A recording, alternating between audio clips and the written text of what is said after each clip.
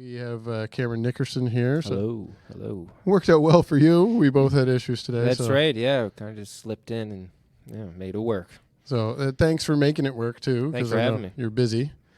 Now, I just before we started recording there, when we were talking, your High and Alone song, I actually knew that when that was out a while ago. I think in July, yeah. The end of July. Yeah, because I remember hearing that on the radio, I believe, actually. Yeah, I heard from some folks that they heard it on the radio. Yeah, and I don't often listen to the radio. Yeah, right on, sweet. Because I can get everything online. That's right, yeah. That's, you were one that, for the East Coast musicians that I normally look into and cover, that I honestly discovered you through somebody playing it on the radio. Oh, so that's awesome. That's good to hear. I liked the feeling because I don't get that very often. Yeah, so. right on. A1. I was then doubly happy to find out that you fit in the category of my podcast, that you're an East Coast musician. Yeah. I was like, that's a good song. Who's that guy? And then I went and looked and I went, oh, I'll reach out to him sometime. Sweet. I'm glad you like the song. Yeah, everything converged that we ended up here together. Yeah. Now, one thing right off the bat as a fan. Yeah.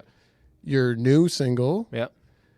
Is a completely different sound. Yeah, it's a little bit definitely more upbeat, kind of more traditional. Yeah. Got that train beat in there. And even like High and Alone that would fit right into an alternative radio station. Yeah, I have no idea what you'd call that kind of genre. Yeah. Well, we've had a lot of those people in too. Probably it's like alt folk or something. Yeah, I hear Americana a lot. Yeah.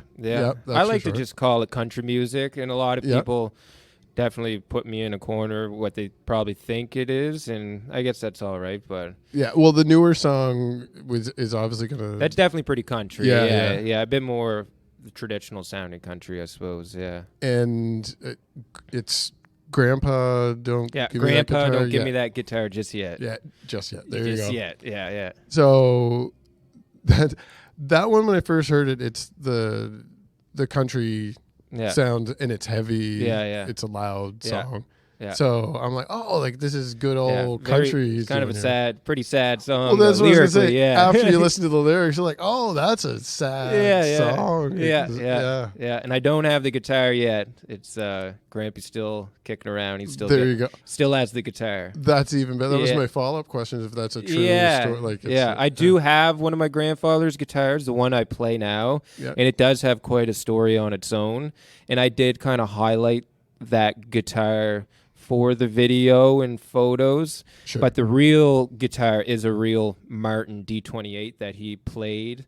He was in a bluegrass band and then a country band, and so that's the real guitar. I just didn't want to use that for the video because that guitar means a lot. His guitar that I'm using now means a lot too. Actually, I wouldn't be here if it wasn't for that guitar. Funny story. On the guitar on the headstock, there's a mark. So this is the guitar I play now. I'll be playing tonight. And anyway, I fixed the guitar up. It's from the 40s, late 40s. It's an old K. My grandfather bought it in the 50s. And my grandmother was looking at it. And, is that guitar you had in Oshawa? Yeah.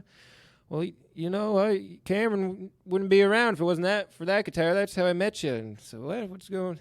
Anyway, my grandfather's playing at a party with the guitar, and put his stogie up on the tuning peg on the string. Yeah. Anyway, and my grandmother was at this party. They hadn't met before, though. This was on Ontario, and so my grandfather goes and puts the guitar down in the case, and I guess my grandmother looked and went up.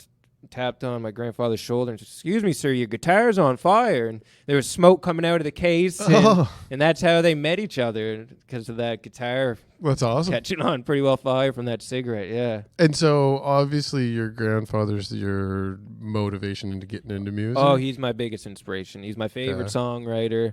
He's got he didn't write a lot of songs. He's probably got 5 to 10 tunes that he wrote for his bluegrass band in his later years in life. Mm-hmm. And they're just as real as they come from an old man's perspective. And he paints a real good picture with his songwriting. Yeah. So how old were you when you started playing then? Because you would have had that right in your body. No, I did not like country music or bluegrass growing up because I was, it was all I heard. My father played stand-up bass in bluegrass band.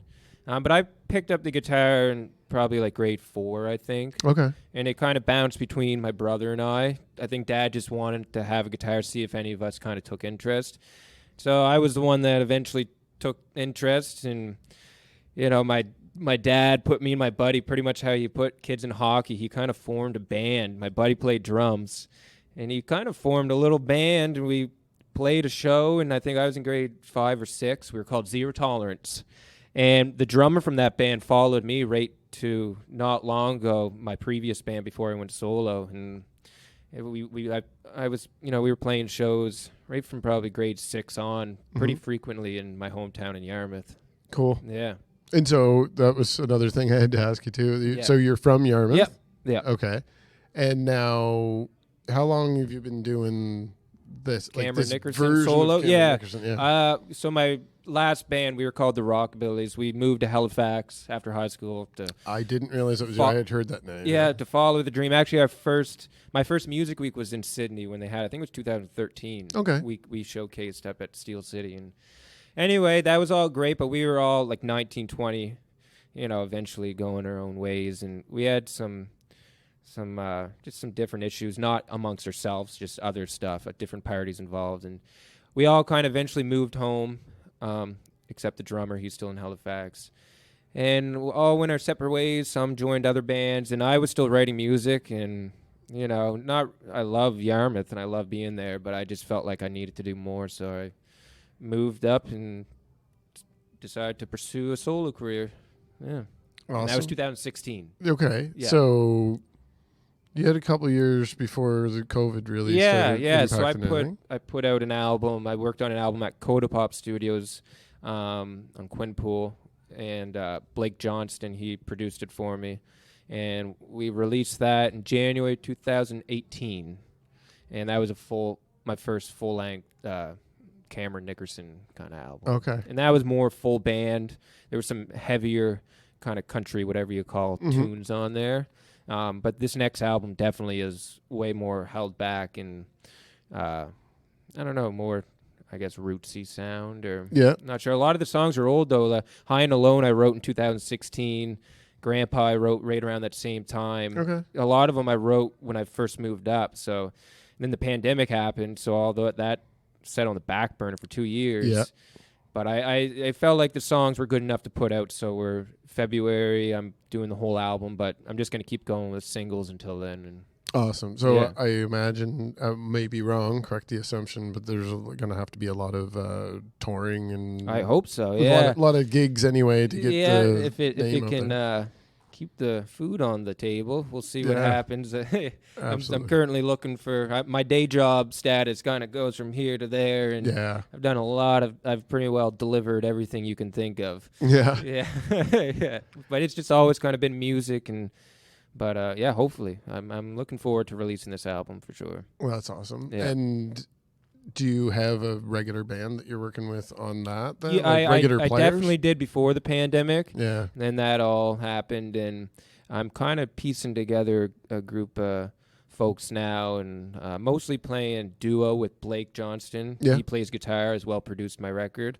We do a lot of duo shows. Okay. Tonight I have Tara Spencer singing a few of the songs. She did harmonies on the record, so she's going to pop up and sing some songs. But that's awesome. When I can afford it, I get a band. Yeah. Yeah, I was actually. Well, Tara was playing out in the hall. Yeah, here just caught her song. Yeah, she was just practicing before that too. Oh yeah, I was like, I kind of want to sit out here in the hall for a little while. Song. It's my mom's new favorite record, the one she just put out. Actually, yeah, I'm gonna plug her right now because she wrote a song called Harry. Ben Kaplan sings it. Yeah, my new favorite song. It's about a dog. And I've wanted to write a song about a dog my whole life, and I just can't. It's so hard to do. And she hit it out at the park. I suggest go listen to it. If you like animals, pets, anything, the chorus just, I could cry just talking about it now. It's a good song. She was Spencer. Out of the batch I did last year. I think that was the one my mom picked out of the list. Who's this one? Yeah. My mom's a big fan. Yeah. No, she's great. Yeah. So you're playing Tonight. Tonight at what time? 8:45 at Daniel's Ale House. All right. So anyone that's scooting around the hotel or somewhere here in the city, they can pop over there to see you. And afterwards, when's the next time you're playing Beyond Music Week? For anyone that's not here this weekend. Yeah. Well, I have a 5-minute pitch here tomorrow at, I think, 4:05. But after that, I'm doing my first show in Yarmouth, kind of putting on my own, a Christmas show I'm looking forward to. That's on in December. But I do have some stuff. I'm at Barely's. You know what? I've got it all written down. I can't even say the exact date because I just booked. But I'm going to be at Barely's. I'm doing a little matinee there in November. A couple different pubs around. I've got a handful of gigs coming up back down to Yarmouth doing some stuff. Kind of just around Nova Scotia right now, For sure. And where would you want people to be following you? I mean, I have you on Instagram. Instagram seems to be the thing I kind of can figure out slightly. Yeah. I am on all of them. Mm-hmm. You can see what I'm doing wherever if you want. But I enjoy Instagram. I don't know. I don't enjoy any of them, but you got to do it. Instagram, I'll be honest with my own opinion too, because the podcast has all the accounts too. That's right. Instagram is the easiest for quick communications with people. For sure, talking to people too. I talk on Instagram, get a hold of people a lot, and I am on TikTok, but it's mostly videos of my dog and me in the cold water. So. Yeah. And so that was one other thing. Oh yeah. Right. I don't know if you have a lot of time here. Yeah, I got nothing. Oh, excellent. On. Yeah, for sure. So I had mentioned to you by email. Yeah. That I had been talking Mike Ryan on one of his podcasts at the end. I've seen he does cold water stuff. Yeah, too. That's where it all came of interest. And if by any chance Mike Ryan's floating around listening, feel free to pop down to Fleur de Lis and join in. Yeah, I don't think I've met him yet. I gotta chat. Oh, really? With him about. He's floating around. I was talking to him just so long ago. Yeah. So you guys should definitely have that conversation because he does. And I wrote him about the cold dips. Yeah.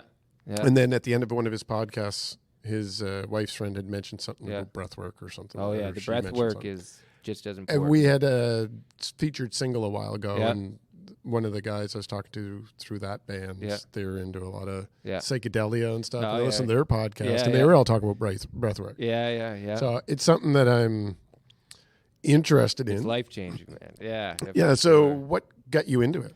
I was in a real bad rut, and I'm still digging myself out of that rut, or might not, probably always be in the rut, but it just kind of makes that rut a little less dirty, Yeah. I was always interested before in cold exposure because of just my muscles and different stuff and how it helps that, but I never really thought about the mental side of it. And I never really, I don't know, I probably always dealt with mental health issues, but it really hit me hard last year. So I just decided, I think it was December 18th, I went for my first cold swim. And I didn't know anything about the breath work or Wim Hof, he's like the Iceman. Like, that's the same person that Mike recommended to me. Yeah. So I started with the cold swimming, and then people were like, you got to check Wim Hof out, and then the breath work, and then I started that, and that, it was just insane, the physical and mental, benefits. The breath work, you do it before you go in the water, or you do whenever you want. I do it before I go to bed, before when I wake up, not in the water. You never want to do it in the water. Okay. No, never. Or driving. But it's a lot of like inhales and exhales and breath holds and stuff. And it's I could go on and on about, I don't know scientifically too much about it, but there's different glands that start popping, and especially when you go into the cold water, every little muscle you got just explodes. And it's kind of like the discipline out of it, like whether it's exercise or anything, like when you're doing something hard, you're not thinking about anything else but doing that hard thing, right? Yeah. So when I'm going down into the water, it never gets any easier. So anything I'm worried about or thinking about or stressing about is totally out of my head for that 10, 15 minutes, whatever it is, right? And there's something about totally getting rid of that stress and anxiety that is very good for you, I think. And as well, like the physical, the inflammation and all that. And you don't got to stay in there forever. It's a minute and a half, 2 minutes. But I did it right through the winter. I do it every day. Cold showers mostly now, but the water's starting to get cold. Oh, yeah, I'm gonna have to look into it. Look it up. I'm no instructor, so I don't like to say too much stuff about it. But look up Wim Hof. Yeah. And as soon as you search him up, he'll provide you with all kinds of information online, and it's amazing. I do. I didn't do it as much this year, but I do go kayaking quite a bit out in the ocean, and it's probably not the safest thing, but sometimes I get that feeling by going too far out. Yeah, well, you know so what? I'm just ocean surrounded, and that's all I can focus on is staying in the kayak and getting somewhere. Yeah, exactly. My brother, actually, he just bought his first sea kayak. Yeah. Yeah, and that's his new thing. And he was going through some stuff, too, recently, and he was interested in the cold exposure and the breath work. Yeah. He was kind of like, you got to smoke any weed to do that? And I was like, no, because he's sober, right? Yeah. And like, no, opposite. You know, you're getting high on your own supply. Like that's what I said to Mike. It sounds like a lot cheaper way than getting trashed. Oh yeah, it's crazy. Like you're breathing in and out. You're letting that air out, and you're holding your breath for 2.5 minutes with no oxygen. You're letting it completely out, and then after that, you go in for like a 20-second inhale, 15-second inhale. When you bring that up, there's different you kind of cave in, flex your muscles and stuff, and see my tattoo on my head here. Yeah, I know. Kind of an eye and a snowflake thing. Anyway, you see stuff, and it's all natural, high. It's so it's very like a relaxing. Third eye and cold. Yeah, theme. yeah. That's clever. Yeah. Yeah, but I don't think I'll ever stop doing it. Like it's awesome. Yeah, you're dedicated now. Oh yeah, for sure. For long. Yeah, I'm afraid that by asking you guys questions, I'm going to end up having too much free time this winter. I jump in the ocean. I think I'm gonna find somewhere to go in the harbor out here tomorrow morning if anybody wants to go for a cold swim. So there you go. Yeah, you might have a couple takers. There's a few people around. Yeah, so. I think it'd be great for musicians. There's a lot of crap we go through. And, I'm sure. Yeah, that's awesome. Definitely. Is there anything that you maybe would recommend anybody catching this weekend, or you're pretty much focused on you got to do your own stuff too? I was just talking to Tara what she was going to see tonight, and honestly, I haven't looked at the list. Like, there's a handful of people right off. Like, I think of my buddy Braden Lamb, Carlton Stone. I think Carlton Stone plays tomorrow night. Yeah, so I don't think I'm going to be around. I'm heading back to Yarmouth, but I think everybody here is worth listening to. Probably. Oh yeah, absolutely. Yeah. And the next couple days, you're full tilt here and then heading back. Yeah, I'm full tilt tonight, and then I've got a meeting tomorrow, 5-minute pitch. Then I'm gonna head back to the dogs and my lady and my cat. Awesome. Yeah. Well, I thank you for stopping by. Well, thank you for having me. And I may have even kept you a little longer than we originally meant to, but it's all good. It's been a good chat. Yeah, thanks for coming by, and keep an eye on the podcast if you want to throw us any information on your new stuff as it's coming out. We'll definitely make sure we cover it in some format or have you back on. Definitely. Maybe I'll get into the cold dips and we'll do a video of that. There's a really good Halifax community. It's called Coldplay Nova Scotia, and there was a big group of us that kind of started last year, and they put on swims. They were doing it weekly last year, and they had their first one this year, and there was a huge huge turnout. I didn't make it, sadly, but Coldplay Nova Scotia, little plug. Search them up on Facebook, and awesome. If you have any questions, they're always there to help and let you know, and it's a very welcoming community for sure. Perfect. I'm definitely going to check that out. Check it out, yeah. And everybody else should check you out online. If you want to, yeah, for sure. Click, share, and right on. like and follow. And all that stuff. All right. Thanks again. And